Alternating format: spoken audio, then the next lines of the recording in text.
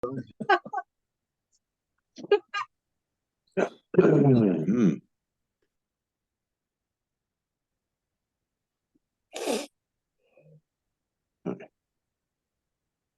having food body disturbances of not feeling 100%.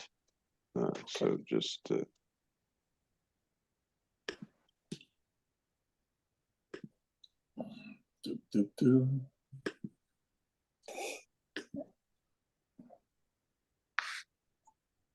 It's all right. It doesn't bother you. do what? I said, it's all right. It doesn't bother you. Indeed. Well, the instrument that is being used is not operating at peak efficiency. Let's put it that way. Well, they put up that the Washington, D.C. Christmas tree fell down. Oh, really? Yeah, from the wind. Oh, wow. They had to use a crane to put it back up again. Oh, wow. It was all decorated and everything ready to go. It was all up and decorated and everything, lights on, and it fell down. Wow. The Grinch.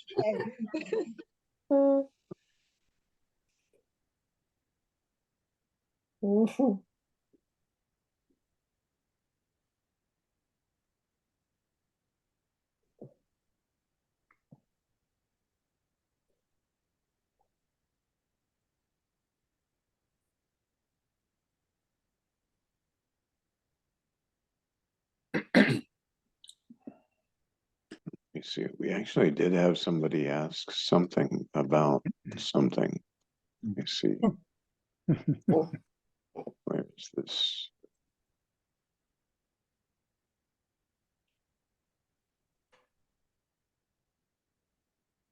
Will you talk something about we know we are truth, but the body person will never know this. The body here will not accept this.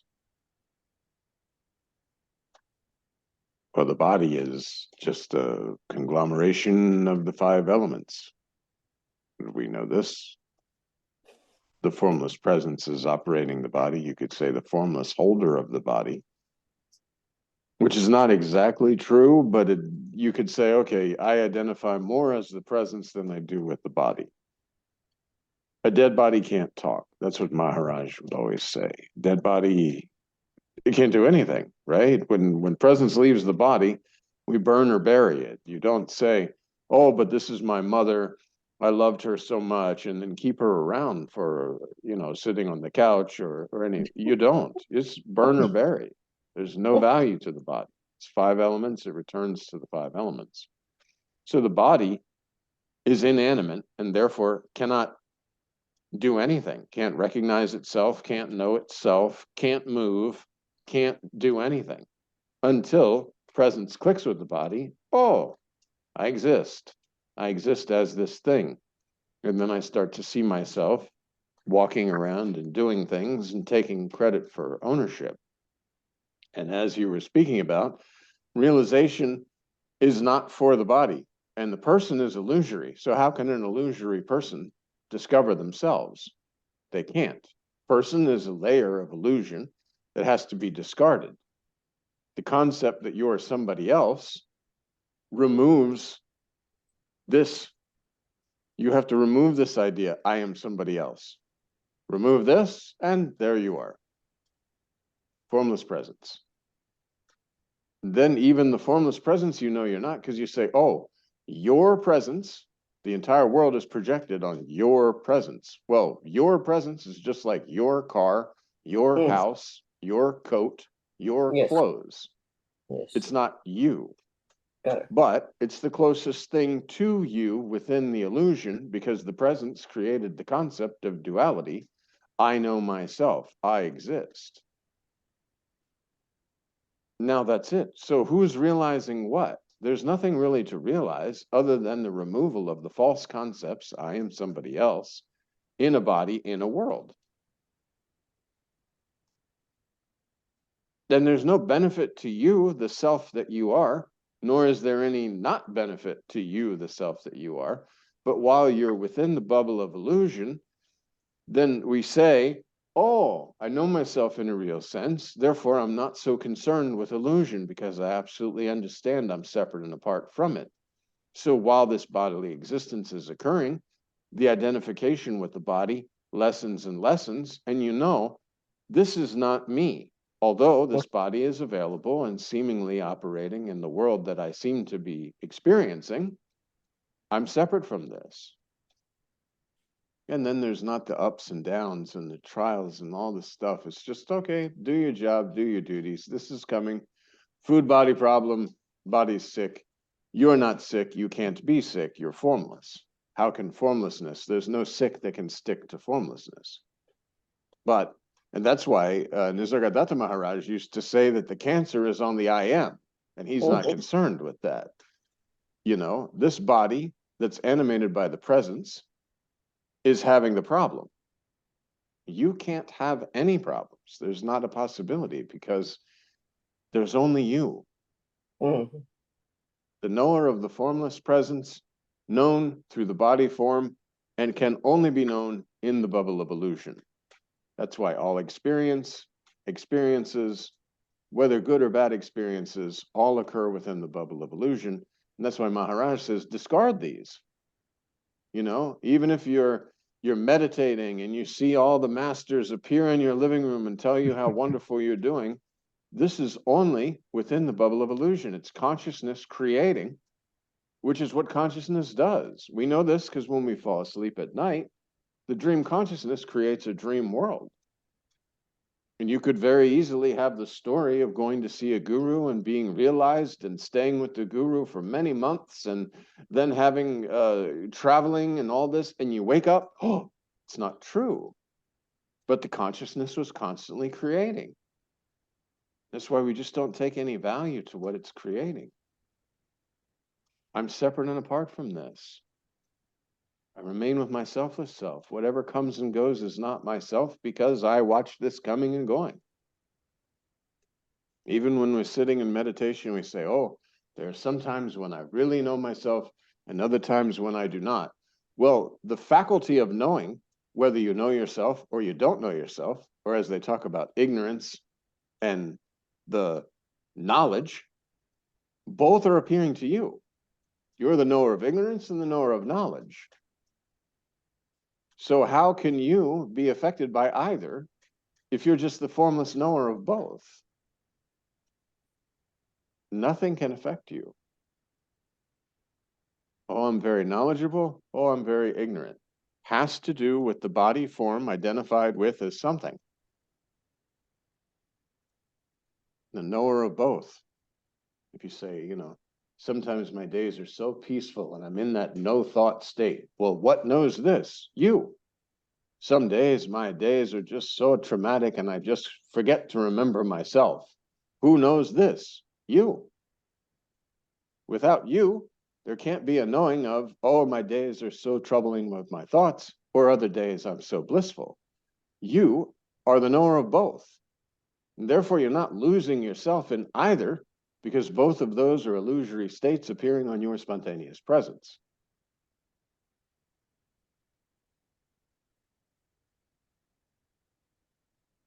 It occurred to me today that, okay, I go through life, I know this, I know that, I know a lot of things. I It seems like I know,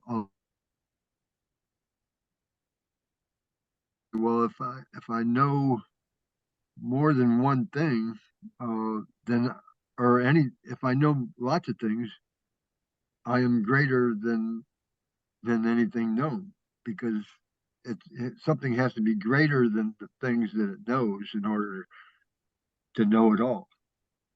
Well, the knower has to be there before anything's known. Mm-hmm. And everything that's known is in the bubble of illusion, the duality. Mm-hmm. The first concept of knowingness is I exist. This is not exactly true. Because that one, that you are, has no need to know you exist. The trouble comes with the knowingness of existence. Oh, I exist. And immediately it's impressed I exist as this person in this world that mom and dad have labeled XYZ. We know this because in dream, the body is laying down and sleeping. formlessly a dream world appears. What happens? Automatically identify with the dream body and begin to operate from that perspective. You see how it's that's why Maharaj says whatever is impressed, it's impressed. Like a spirit is so sensitive, just boom, up in the dream. You start operating as this dream body. Assumption is made automatically, and it's not a psychological assumption. You don't sit there and kind of gear up to be whoever it is that you're dreaming about. Even if you're having a dream of all rabbits, boom, you take on a rabbit body and you start operating as the rabbit because you're dreaming about rabbits. It's like a spontaneous presumption that isn't true. Because the knowingness is sparked. Mm. There's no knowingness. Suddenly there's knowingness. And when the knowingness is sparked, look at all this stuff. There's not even a thought of, I'm not this.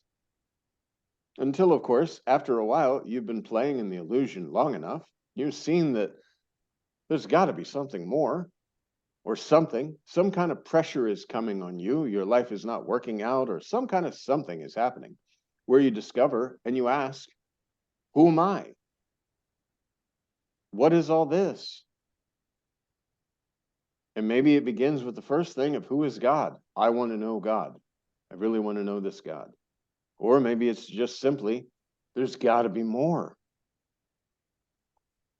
And then that pull internally to shed all the illusory layers and know yourself. But all of this, again, that's the journey within the bubble of illusion.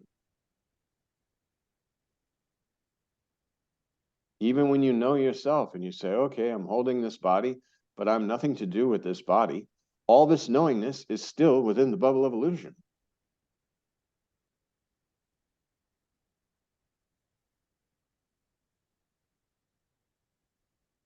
All you can really say is, well, at least at my stage, all I can say is that I must be greater than what I know. Well, you have to be there in order for you to know something. And see, that's the thing, the spark of existence and the quick identification with the body form, or with any form. And then the desire to protect the body, because this is the first time you know yourself as something. Oh my gosh, when this body goes, what happens to me? Well, nothing happens to you. You had a misidentification with the body form. When you know yourself in a real sense, you look around and you say, okay, we say, what happens after death? But death for who? Death for this body or the millions of other bodies? Whose death? Yeah, Oh, what happens to my soul? Well, it's one soul animating everything, and we call it soul. But again, there's no God, no Brahman, no Paramatman, no master, nothing is there. So we label it soul within the body-based illusion. Oh, my soul. But it's not my soul. Just as when I breathe in the air, I truly believe it's my air. When I breathe it out, oh, then it becomes universal air. But the air has no concept of being universal or individual. It's my own conceptualization. Oh, it's now my air. Oh, it's universal air.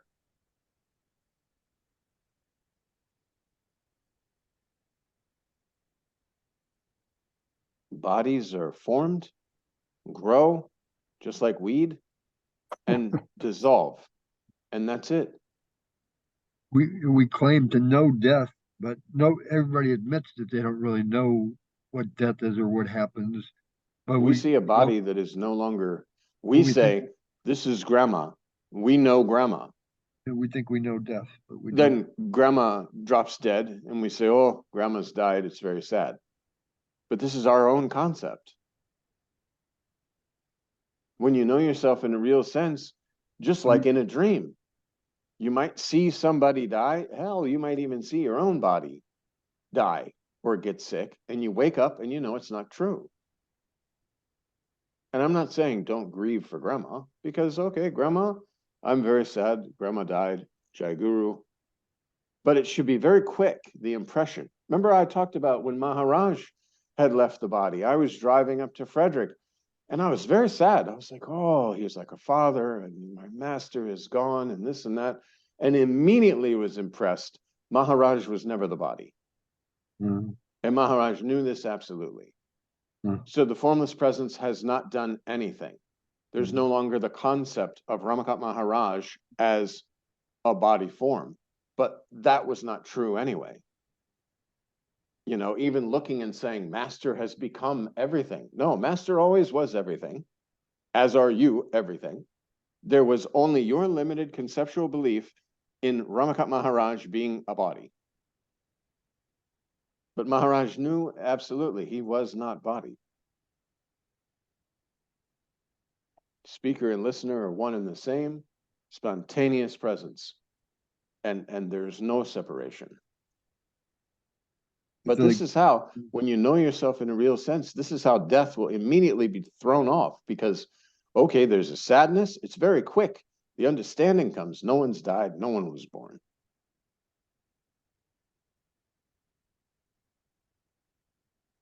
And yet, do your job, do your duties. If you're in a funeral, okay, you're doing the funeral, all that kind of stuff.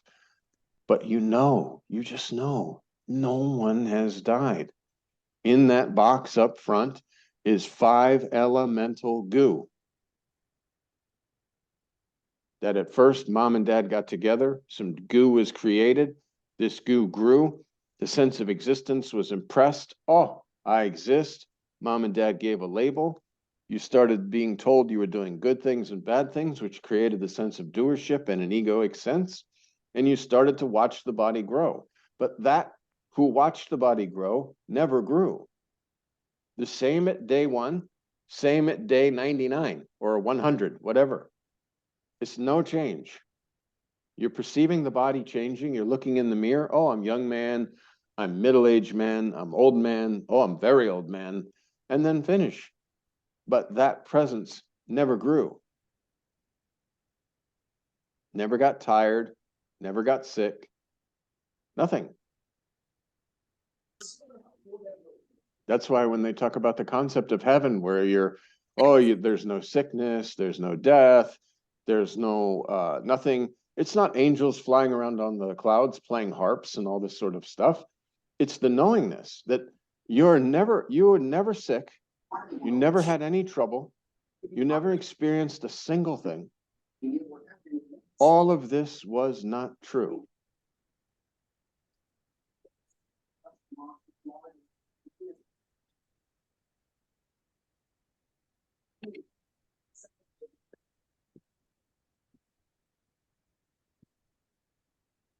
What happens to me when the body falls? Well, the me that you believe yourself to be is not true. So that truth, you can't hold on and say, what happens to this illusory self? What happens when you wake up from your dream? Where did all these dream people go? They were not true. Therefore, they are no more.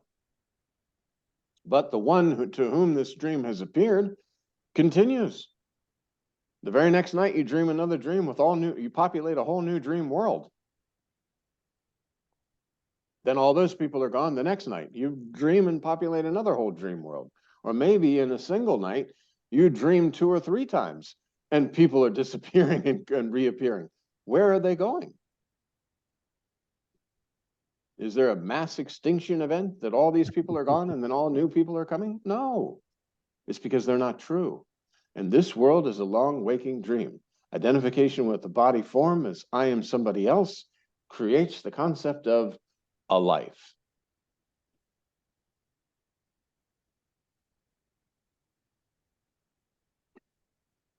It'd be funny if it wasn't so perverse. You know? It's not funny or perverse. It's just the reality. Well, yeah, it's funny. It's perverse that I think it's perverse. It's just reality.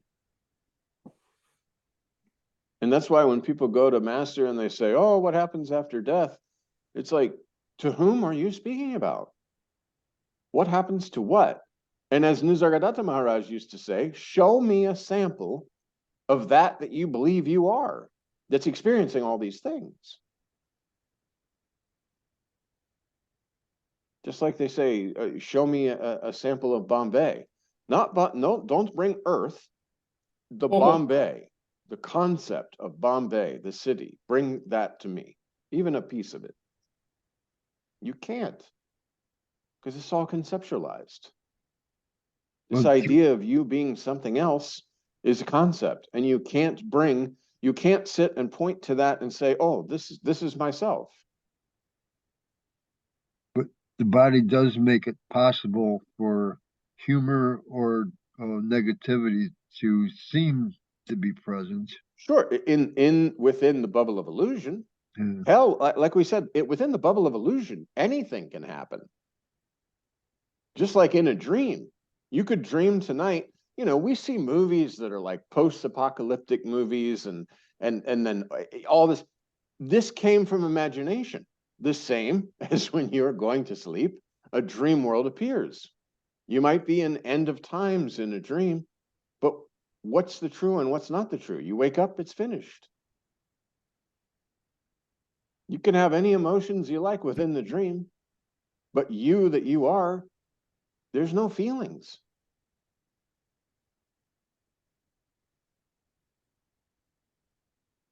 Feelings are within the bubble of illusion when you know yourself as a body form. You identify with the flow of thoughts, that these are my thoughts, and you create imaginary worlds. And most terribly, you create imaginary problems.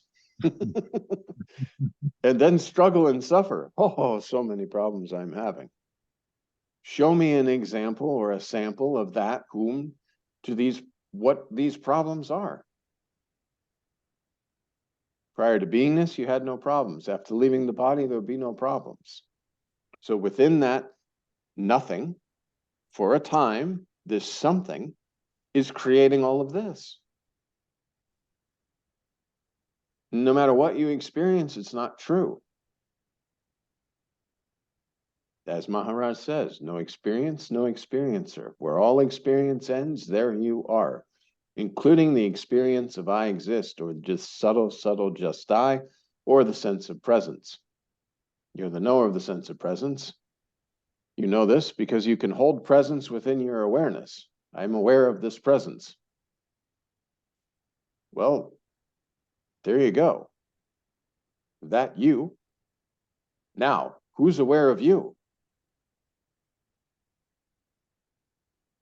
There's how? You cannot. Only other than you can you be aware of.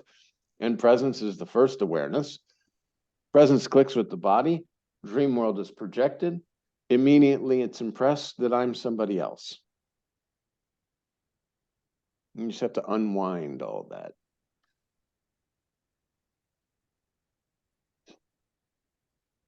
And fight through that last little thing where the ego is like, you're impressing, well, then my life didn't matter at all. Like, this is a troubling thing that you have to work through this and be like, wait a minute, that life was not true. The concept of my life not mattering is actually an untrue statement. It's just more because there is no my life. the concept. But this is a holding pattern, two holding patterns. One, through meditation, many people will come to the void and say, uh-oh, this is very scary. There's nothing. And I don't want to be like, when this body drops, I'm stuck in this void forever. But no, because there's the understanding that I'm knowing this void. And therefore, if you hold on to the awareness of the void, you'll pass through as the knower of the void, and you'll no longer be stopped or scared at this point in the meditation. And then the second obstacle or hurdle that you're creating is, my life didn't matter at all. Like, you're telling me basically that whatever I do, it doesn't matter. But this is not true. Because that's from the perspective of the individual that does not exist. When Maharaj says the unborn child is complaining basically about that it doesn't like the circumstances of its birth. Yeah, do you really want to go there and be that way for the rest of your life either? Yeah. When you know yourself in a real sense, bam, it snapped. There can be no more illusion. And that also doesn't mean that you look out the window and you see nothing. No, you look out the window and you still see objects moving about, cars moving about. And even as you watch cars and you have no identification with the people within the cars, you see people and you know they're just bodies. Formless presence is animating all these bodies within this bubble of illusion, within this dream consciousness, waking consciousness. It's animating these bodies.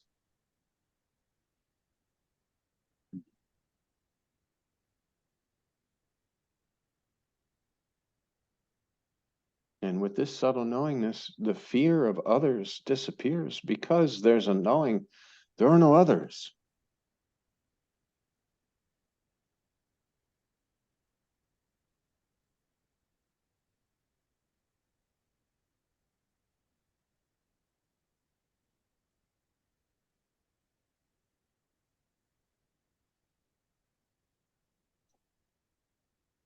Mm.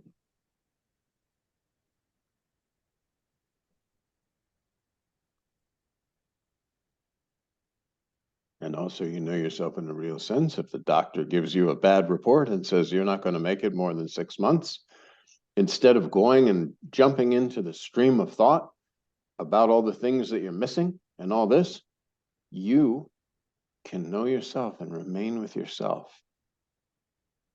And the understanding comes, this doctor is not talking about me. And just as Nisargadatta Maharaj says, this cancer is for the I am. And I am unconcerned. It has nothing to do.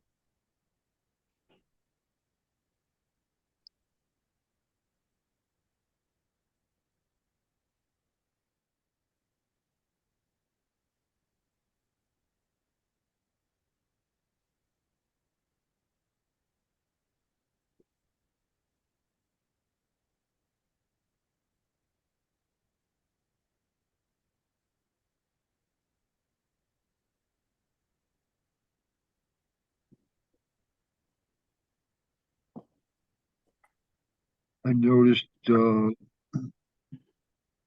just recently that okay, I'm not really very good at doing mantra.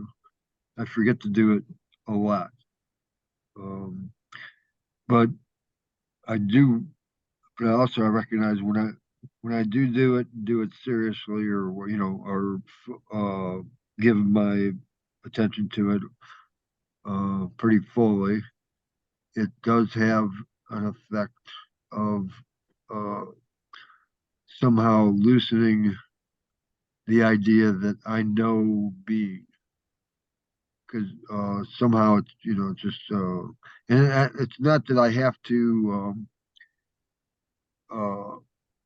even reckon, or when I do mantra, I don't necessarily have to think of what the mantra means, that I am the limitless being. I don't have to conceptualize that while I'm doing mantra, but the mantra, just the activity, or placing the mantra in place of thoughts, somehow it loosens that sense of knowing what being is, and then I don't have to depend on knowing being at all anymore. I just I don't know what takes its place, but it's much more freer than the idea that I know being, and that it's When you say being, what do you mean? uh, What to you is the well, concept of being? I guess it's the idea that I know one thing or another, that I know what's good or bad, that I know identity. Being at the very, That's you the could thing. say, is presence. And Yeah, presence has no right, identification of good or bad or anything. So you could say being, I am, just yeah. I. To talk Right now, about being, you're trying to say that this I'm talking person, about my false concept of what being is, and yes, that but rules my life. we're cutting that out because you're trying to talk about this false concept of a person as being. You're labeling this concept of a person who can make decisions, who can have good Right. feelings, bad feelings, all this. This is not being. So that's what my please blow that my out of the way. mind, yeah, my mind thinks that's being, though. It gives me the impression that that's what being is. Well, you're being told now it's not. Yeah, That's right. not being. Being, if you want to identify at all, like space or sky, is the sense of presence. You could say, this is being, beingness. That's why when they talk about beingness, they're talking about presence. They have nothing to do with thoughts or decisions or knowing my being, not knowing my being. Beingness, presence. I am. And that has appeared to you. You know your beingness as a sense of presence. You know your existence as a sense of presence. You know your existence as that just I, just I. But being is not mind, because mind is based on the illusory nothing. Well, what about the book Selfless Self? Doesn't Ramakant a lot of times talk about there being no being? Beingness, yes, yes. The knower of beingness. Knowingness, beingness, and no beingness. And that to whom both appear, that is your own selfless self. But beingness has nothing to do with body. So throw that away. Body is a 5 lump of elemental goo and is nothing. Then you have flow of thoughts, which you could call like the conceptual body. Throw that away. And beingness is simply sense of presence. So to know your beingness is, this subtle, subtle sense of presence. You hold this sense of presence and you know that the entire world appears on presence. That's being. Doesn't in Selfless Self, doesn't he talk about beingness as being illusory though? It is absolutely the sense of presence, because it's your presence. So you, the you that you are, doesn't need to know anything. But because of the concept of I exist as this body form, immediate identification, and going about in this world, this, prior to beingness, prior to the knowledge of your own existence, you are like space or sky. Beingness comes, the sense I exist, creates a dream world in which you identify as something particular, when you are nothing in particular. Being has nothing to do with any of the labels.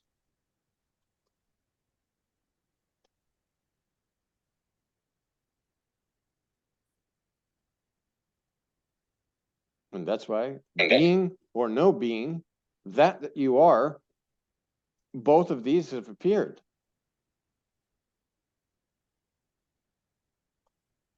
That's why Maharaj says the something within the nothing. There's nothing, there's something that appears within that nothing for a time, your whole entire lifespan and all the things that you've ever done and everybody you've ever known, and then back to nothing, because that something was the bump in the road, the illusion, I exist.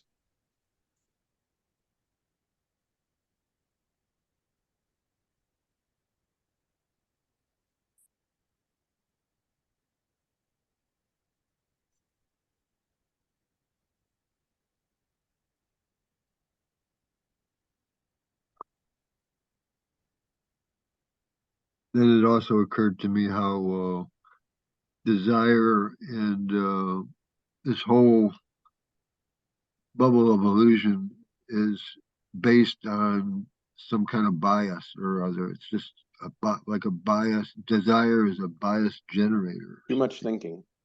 As Maharaj would say, stop all this thinking and be totally blank. No bias, no not bias, no nothing. Formless presence has no anything. There's nothing. Space or sky. Always